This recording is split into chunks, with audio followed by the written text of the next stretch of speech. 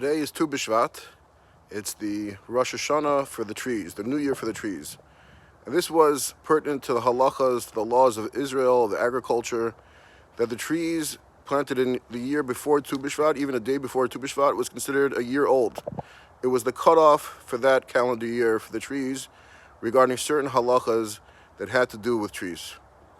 Now, why is it that Tu Bshvat is the day? Why is this the day that we picked as the cutoff? And it's to teach us an important lesson.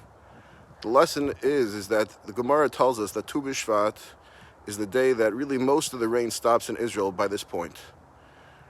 And anything going forward, therefore, comes from these rains.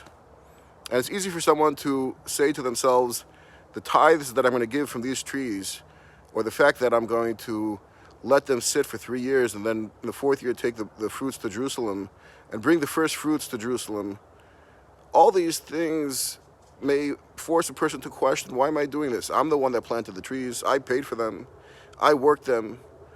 But we have to remember that really it's from the rain, that without the rain, none of this would have been able to be possible.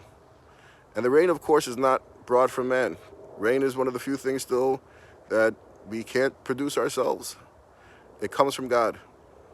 And that's really part of Israel, is that we're always looking towards the clouds, towards heaven for the rain. There's not much water there that comes without rain.